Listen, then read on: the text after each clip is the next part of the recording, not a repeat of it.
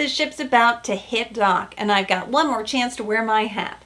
Join me for episode 6 of The Bachelorette on the High Seas. And don't forget to subscribe to my channel.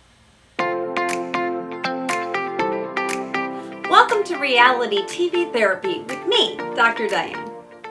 Welcome aboard. Hard to believe the season is going so fast. And just for reference, it is actually a couple episodes shorter than normal. But we're going down to fewer men. And did you notice at the start of this episode, all the gratuitous shots of the cruise ship? The producers are saying, let's get our money's worth on this virgin cruise ship. But before I continue with my episode, I want to make sure that you check out the critique of my last video, because I did a special one a little bit off topic. But Ivan Hall was calling Rachel a red flag. And you know me, I had to step in and say something about it.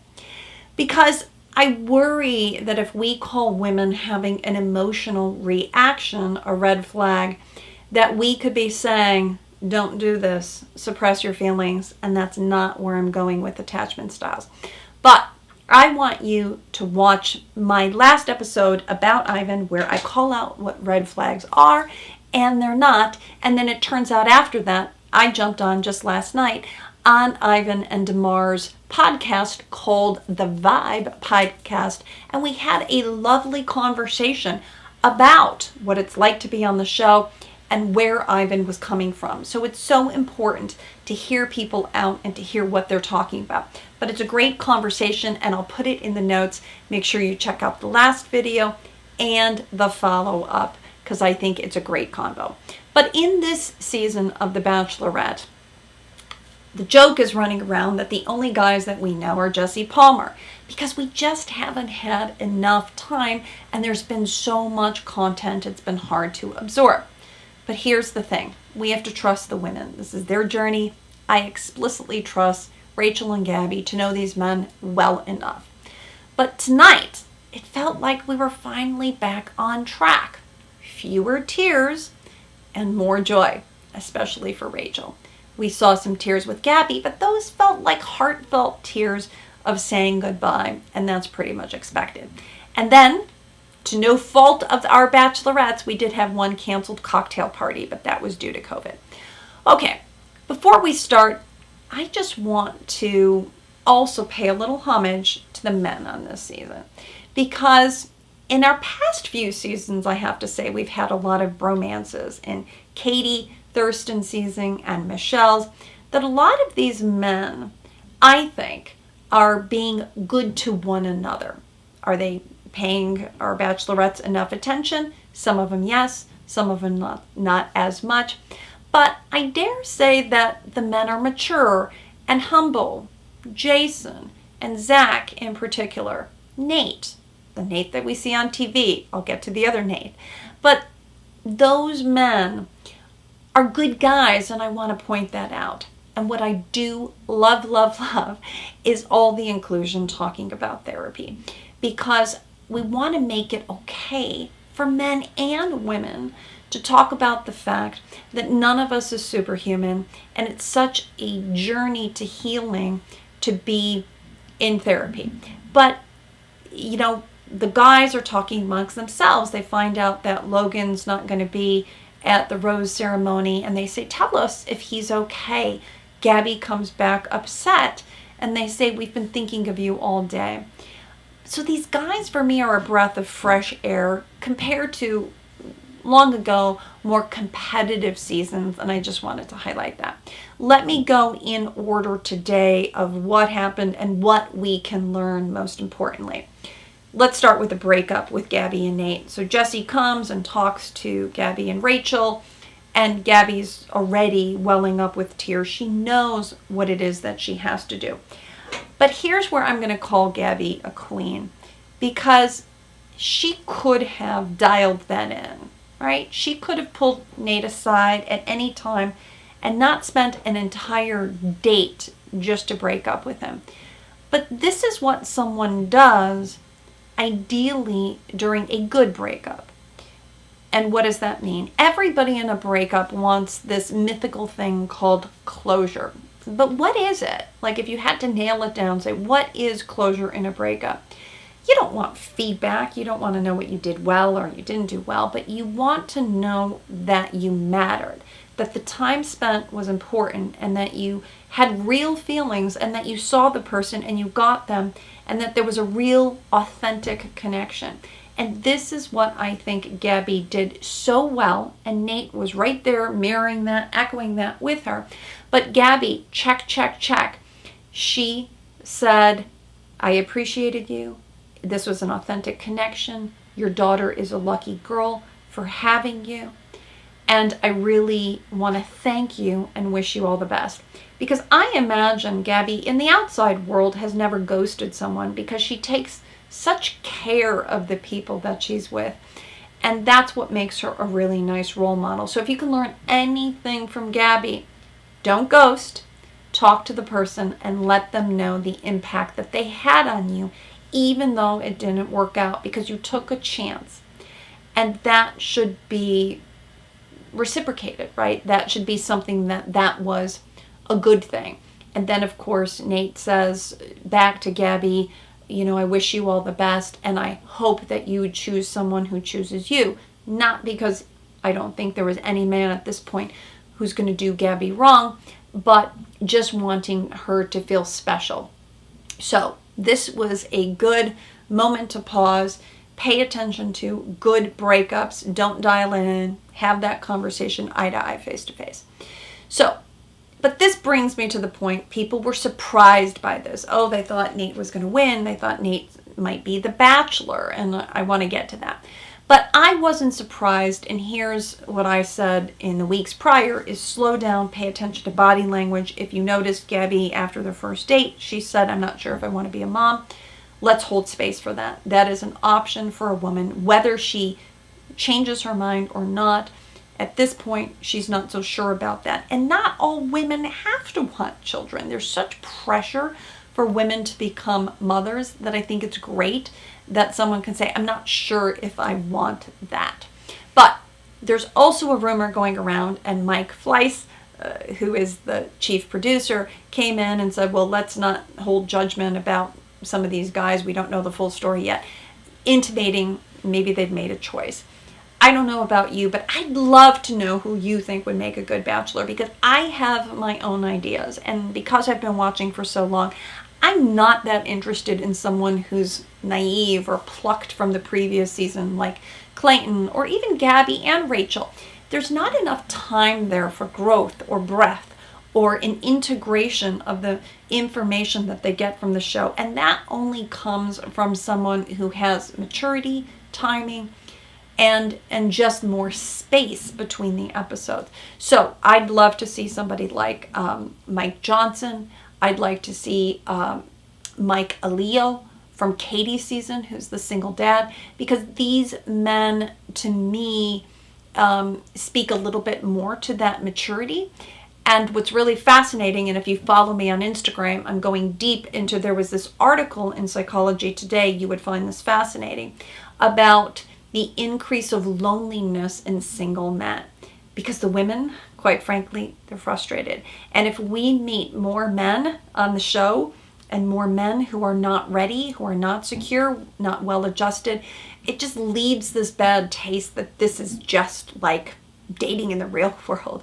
And so who wants to watch that? We want to see better, right? We want to see good role models of something that we can aspire to. So now let's go back to Nate in particular, because he is an emotional guy on the show. He does share with Gabby how he feels about her. He also has a good positive energy.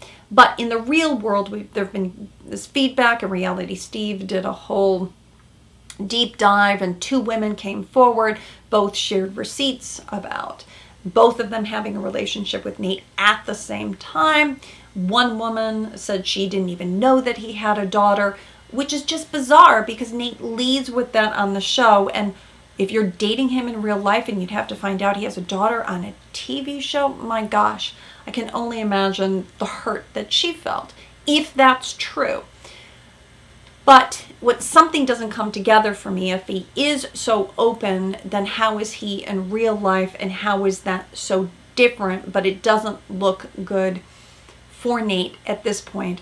And like I said, I'd love to see a mature, not recently chosen from the season bachelor. What do you think? Okay, so let's go over number 2. And this was the date with Rachel and Zach. The Tulips were off the hook. And the hot tub, can we give the intern a raise for getting that out there in the middle of nowhere? I mean, we see this in the woods. This hot tub goes everywhere. But I did like the evening portion for the date because Zach, again, talked about therapy. Yes, these are words to my ears as a therapist. He talked about his weight loss journey too, and the show itself, I feel mixed about this because I love the story, but oftentimes on the show, it's been panned because we haven't shown a lot of body diversity in men and in women. There's a little bit of, showing obviously fit people, and there's a little bit of fat phobia. And so when we even talk about this journey, it's like, well, I wasn't good as this person and now I got better. There's always this idea that somehow thin is better. And so I can't fix that, but I just wanted to pay attention to that.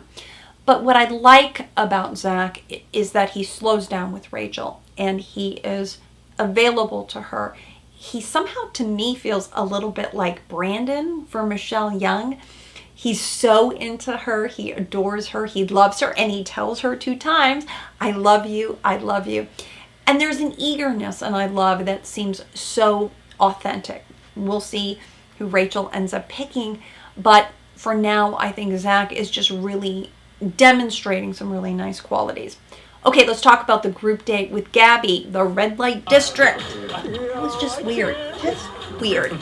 I thought the men, though, handled it with grace and tact. They used their code word, pumpkin, to plead the fifth. So the woman with the whip is asking them kind of revealing questions, which to me felt a little bit like Clayton's season on the group counseling date. And it felt forced. And I even say to myself, where are we going to go with this information? Like if Gabby found out how many previous lovers Johnny had, would that make her feel closer to him? Because once you lead down that path of questioning, and you should know this too, it's like, do I want to know the answer to this? But I did like that the men took a little control, and then we just got to the activities. And I don't know about you, but I would not want hot wax spilled on my body. And I think the men were just playful. And quite honestly, I don't think Gabby even looked like she was having a ton of fun. It looked like she felt a little bit uncomfortable too. So that was the part of me that just felt like, this is weird. Where are we going? Okay. So Rachel, in contrast to that, though, the cheese date was right up her alley. She's really into it. It's finally sunny and the men are out there without their shirts and she's rubbing down sunscreen on them. Everyone in the crowd was getting into it. And it felt to me like a game of Survivor. Who's going to last the longest holding on to this heavy cheese? And Tino wins by a hair, but then he kind of throws a fit. And it's Ethan who calls him a baby back B-word. I'm not sure what that even means, and there's a lot of funny memes going around that's the best line of the season, but it did feel like an emotional reaction. But here's the thing that I think we want to give Rachel some credit for. She could have given Tino the group date rose, and it's not performative always, like you do the best and you get it, because she gave him the group rose the last time, and then it looks a little bit suspicious. But Tyler, poor Tyler, has not gotten a single one-on-one, and Zach's already had 2 dates. So in my mind, Rachel is being strategic and giving Tyler the rose to say, I see something with you, even though you haven't gotten a one-on-one. And I guess I would have hoped that Tino would have seen that he would have appreciated that, because otherwise he's forgetting, right? He's on a dating show. We know what that's about. And he's leaning into his jealousy. And this is why the other men sort of see him as pouting. Now, is this pulling on Greg in Katie's season? To me, it didn't feel at that level just yet. It felt different to me.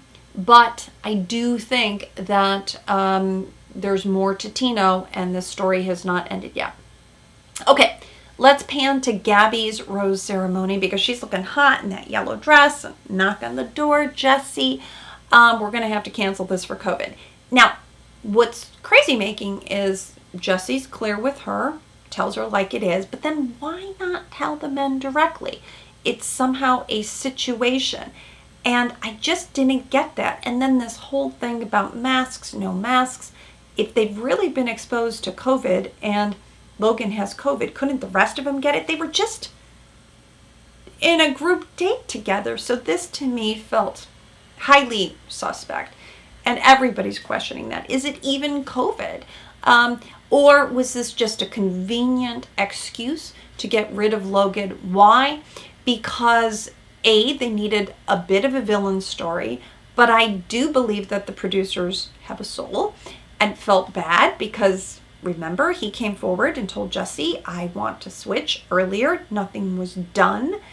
This is why the women found that out, gave him a chance, but I think they didn't know how to land that. And remember, in the previews last week, we were going to see Jesse saying, somebody's got to go, and that looked like it was Logan, and now that storyline has changed. So something's up here. I can't quite figure it out, but needless to say, I don't think Gabby was not going to choose Logan anyway, and I think what the producers have negotiated with Logan is, let's send you to paradise, and maybe that will make things all better. So this is not the last we're going to see of Logan, and let's see what he does about that. Either he's brilliant and has figured out a way to make things work for him, or they gave him a really bad edit, and I'm just not so sure. In the meantime, he's scrubbed his whole social media page saying that he has a mental health issue. I would never question someone about that. Just the stress, as I've talked about continually, is hard enough on all those people. But we shall see what more we see from Logan. Stay tuned. Okay, so where does that leave us with the final roses? We've got group dates, hometown dates, my most favorite episode because we get to see where these apples, what trees these apples have fallen from, if they say the apple doesn't fall far from the tree. We've got Tino's date, Zach, Avon, Tyler. For Gabby, we have Jason, Eric, and Johnny. And I think this is a really bold move by Gabby because she said, I don't want to have to choose a fourth person just to go along with the narrative. But she said she would have chosen Nate if she needed to, but we know that that would have been problematic. If she met the daughter, got more attached, it would have only been harder.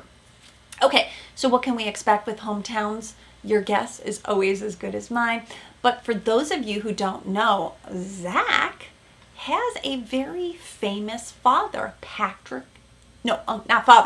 Uncle Patrick Warburton. And he has been in many shows and has done the voiceovers. I don't know if you know him as actor Joe on Family Guy. He's been in Kronk. He's been the voice of Buzz Lightyear. But do you remember Putty from Seinfeld? You think you're sponge-worthy? Yes, I think I'm sponge-worthy. Great clip here. So funny.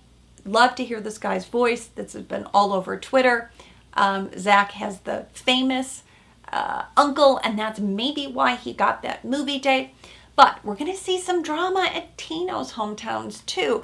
Somehow Tino didn't tell Rachel, my father's difficult, but Rachel has a difficult father, Tino, which we haven't seen yet, but I wonder what's going to happen there.